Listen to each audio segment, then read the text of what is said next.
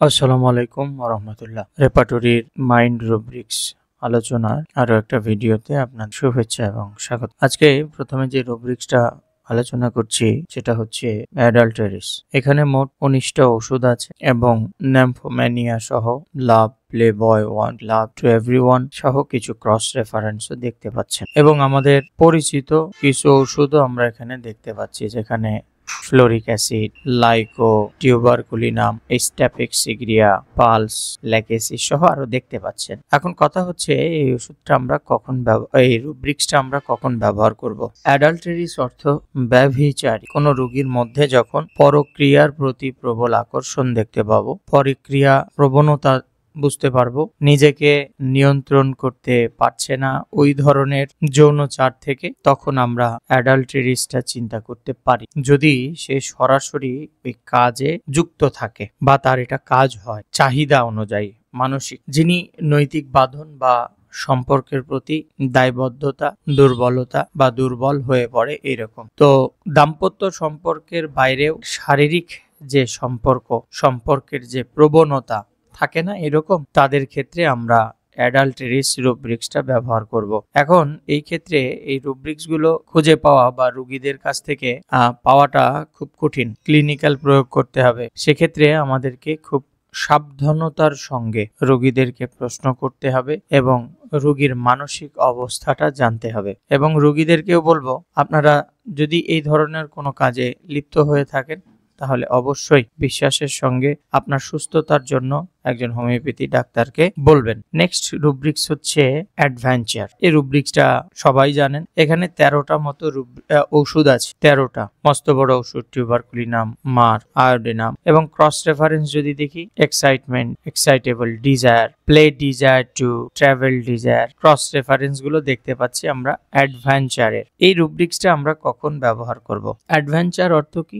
জীবনকে একটা রেখা, একটা বক্স, একটা দৈর্ঘ্য প্রস্থের বাইরে দেখা, নতুন নতুন চ্যালেঞ্জ গ্রহণ করা, চ্যালেঞ্জের পরীক্ষা করা, ব্যবহার করা, জীবনের প্রতি একরকম উদ্দীপনা, অস্থিরতা, আত্মপ্রকাশের যে এটা হচ্ছে অ্যাডভেঞ্চার। অনেক রোগী আমরা এরকম পাবো, একদম বাচ্চা থেকে নিয়ে বৃদ্ধ পর্যন্ত, যিনি ঝুঁকি নিতে ভালোবাসেন, যিনি নতুন অভিজ্ঞতা বা পরিবেশ নিয়ে সংকোচ যুক্ত করেন, চ্যালেঞ্জ গ্রহণে যিনি বারবার আগ্রহী। এক কথায় যে মানুষগুলো স্বাধীন চেতা, জগৎ সম্পর্কে যাদের মধ্যে কৌতূহল বেশি, যারা তার ব্যক্তিগত জীবনে নতুন নতুন অভিজ্ঞতা চায়, তাদের জন্যই আমরা অ্যাডভেঞ্চার রুব্রিক্সটা ব্যবহার করতে পারি। যে কোনো কাজে যারা সহজে একঘেয়ামিতা অনুভব করে, যেমন এই যে আমি রেপার্টরি আলোচ্ছি, একদিন দুদিন পর পর একটা ভিডিও দিচ্ছি, এই মাঝখানে তো আরো অনেক কাজকর্ম করছি। কেউ বা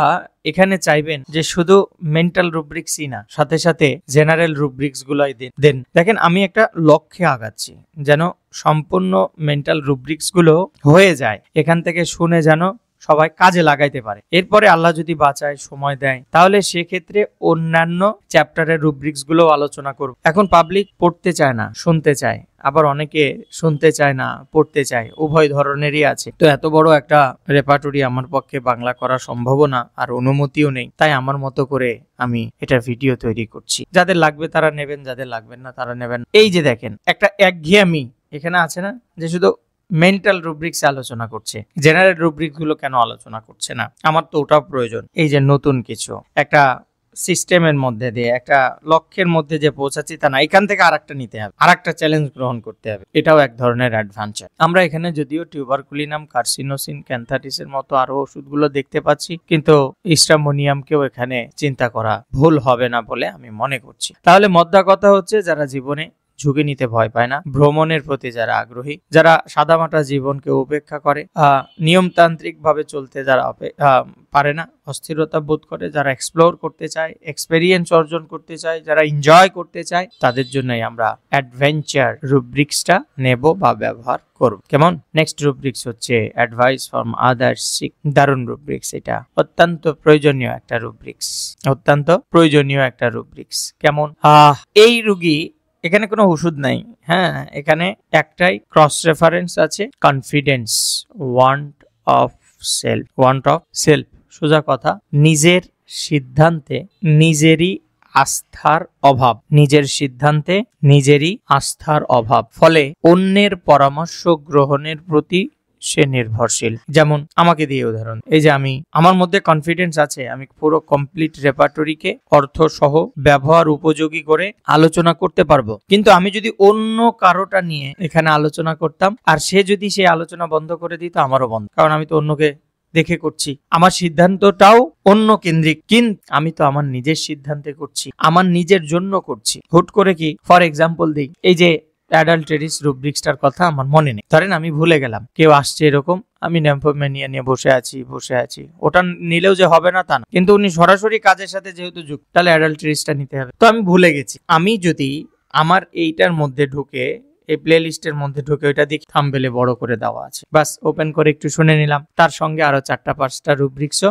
শোনা হয়ে গেল, তাহলে রুব্রিক্স গুলো আমার আবার রিক্যাপিচুলেট করা হয়ে গেল, এই জন্য করছি। তো এই যে এটা আমার ব্যক্তিগত, অন্য কারো না, ঠিক। অ্যাডভাইস ফর আদার সিক, এটার অর্থ হচ্ছে নিজের সিদ্ধান্তের প্রতি নিজেরই অভাব, আস্থার অভাব, অন্যের পরামর্শ গ্রহণের জন্য নির্ভরশীল হয়ে পড়ে থাকে। একটা ভালো কাজ অন্য যদি বলে যেটা করো না, ওটা করো, কারণ নিজের প্রতি তো কি নাই, কনফিডেন্স নাই। আমরা নেক্সট রুব্রিক্সে চলে যাই, যেহেতু এখানে ওষুধ নেই, আমরা বাকিটা এর আলোচনা করব। কনফিডেন্স ওয়ান্টস অফ সেলফ অ্যাফেবিলিটি, এখানেও দেখেন অ্যাপিসমেল সহ কার্সিনোসিন, লাইকোপোডিয়াম সহ কয়েকটা ওষুধ আমাদের পরিচিত আছে, এবং এখানে 5টা ওষুধ দেওয়া আছে। আমরা যদি ক্রস রেফারেন্স দেখি, তাহলে ক্রস রেফারেন্স গুলো আমরা দেখতে পাচ্ছি। এই রুব্রিক্সটা খুব বেশি ব্যবহার হয় না, তারপরেও যেহেতু আলোচনায় আসছে আমরা ব্যবহার করে নিই। অ্যাফেবিলিটি মানে মাধুর্যপূর্ণ ব্যবহার করা। এই যে মাধুর্যপূর্ণ ব্যবহার বলছি না, এটা ওর নিজস্ব কিন্তু ইয়া না, এটা একটা সৌজন্যময় মুখোশ ধারণ করে, সে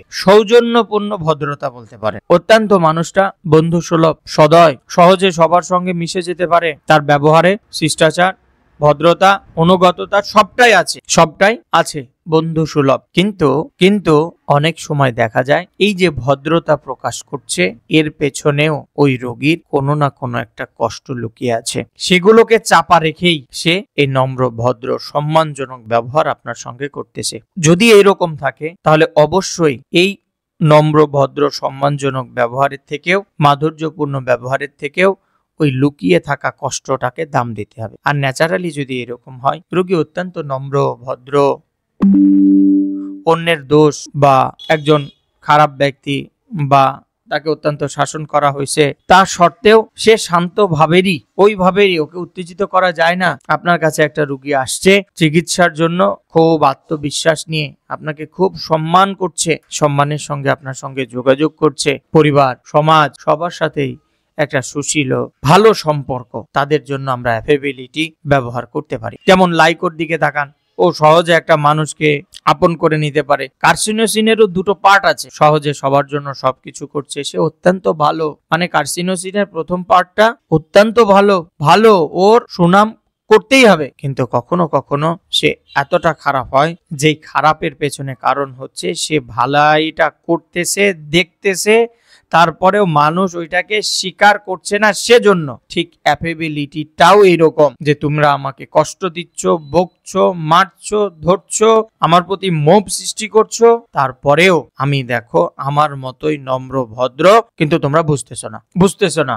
এটাই হচ্ছে অ্যাফেবিলিটি। সব দিক থেকেই বললাম, যে দিক থেকে ইচ্ছা কাজে লাগাবে। নেক্সট ইম্পর্টেন্ট রুব্রিক্স হচ্ছে অ্যাফেকটেশন। ইস্টামোনিয়াম আছে। সোজা কথা যদি বলি, যা করছে বাড়িয়ে করছে, যা বলছে বাড়িয়ে প্রকাশ করছে, যেখানে যাই করছে না কেন সবগুলোর মধ্যে কৃত্রিমতা স্পষ্ট আছে, ন্যাচারাল কোনো কিছু। এখানে চিলড্রেন ম্যানিয়া সহ কয়েকটা সাবরুব্রিক্স আছে, 25টা ওষুধ আছে, এবং এগুলো হচ্ছে তার ক্রস রেফারেন্স। তাহলে আমি কি বলছি, যা করছে সব ভান করছে, বাড়িয়ে প্রকাশ করছে, যেখানে যাই করছে সেখানেই স্পষ্টতা কি থাকছে, কৃত্রিম স্পষ্টতা স্পষ্টই থাকতেছে। যারা অতিরিক্ত পরিমাণে নাটকীয়পূর্ণ আচরণ করতে পারে, প্রদর্শন করতে পারে, যে কোনো জিনিস জোর করে প্রকাশ করতে পারে, স্বাভাবিকের থেকে অস্বাভাবিক, সেখানে আমরা এই রুব্রিক্সটা ব্যবহার করতে পারি। যেমন নিজেকে অনেক বড় বা গুরুত্বপূর্ণ দেখাতে চাচ্ছে, সে এমনি ন্যাচারালি কথা বলে, কিন্তু কিছু কিছু সময় মধুর ভাষা ব্যবহার করছে, কিন্তু তা স্বাভাবিক না। যেমন আমি, যারা আমার আলোচনা শুনেন, সবসময় আমি আমার মতো করে, আমার স্টাইলে, আমার নেচারে আমি কথা বলি, কিন্তু এখানে যদি একটু ওই কৃত্রিমতা নিয়ে আসি, তাহলে অনেক মানুষ আমার কণ্ঠের প্রেমে পড়বে। এটাই হলো এই রুব্রিক্সের অর্থ। অন্যকে প্রভাবিত করতে সচেতনভাবে নাটকীয় ভঙ্গিতে কথা বলা বা চলাফেরা করা, সেটাই হলো অ্যাফেক্টেশন। রোগীর যখন কেস টেকিং করবেন তখন দেখবেন তার মধ্যে একটা অভিনয় প্রবণতা আছে, আবেগ প্রবণতা আছে, একটা ভান আছে। অন্যকে প্রভাবিত করতে কৃত্রিম বা সাজানো ব্যবহার করতে পারে। প্রেমে ছ্যাঁকা খাওয়ার সময় এই রুব্রিক্সটা ব্যবহার করতে পারেন। প্রথম দিন দেখতে গেছিল আটা ময়দা সুজি সব মেখে আসছে, খুব সুন্দর। দিন যতই যাচ্ছে তার আসল রূপ এবং আসল চেহারা প্রকাশ পাচ্ছে। এমন চেহারা দেখা যায় না, কিন্তু প্রথম দিনের সেই নাটকীয়তা কিন্তু তাকে মুগ্ধ করেছিল। বাস্তবতা আর মুগ্ধ করছে না। তাহলে ওই যে ওইভাবে সেজে আসছিল, নাটকীয় মঞ্চের মতন উপস্থাপন করেছিল নিজেকে, তার জন্য অ্যাফেক্টেশন রুব্রিক্সটা আমরা নেব। কারণ সে তো তেমন নয়, কিন্তু ওরকম করেছে। এবং এই জিনিসগুলো, এই রুব্রিক্সটাকে বুঝতে হবে। রোগীর কথাবার্তা, রোগীর সামনে বসে যে এক্সপ্রেশন গুলো করবে, দেহের যে ভঙ্গি, কৃত্রিমতা ওর মধ্যে স্পষ্ট থাকবে। আমরা তখনই অ্যাফেক্টেশন রুব্রিক্সটা কি ব্যবহার করব। যেখানেই অতিরঞ্জিত বিষয়, অভিনয় ধর্মী আচরণ দেখতে পাবো, সেখানেই অ্যাফেক্টেশন রুব্রিক্সটা ব্যবহার করব। আজকের আলোচনায় এ পর্যন্তই। নেক্সট দিন আমরা এর পরের যে রুব্রিক্স আছে অ্যাফেক্টেড ইজি, এর সাব রুব্রিক্স থেকে শুরু করব। আল্লাহ হাফেজ।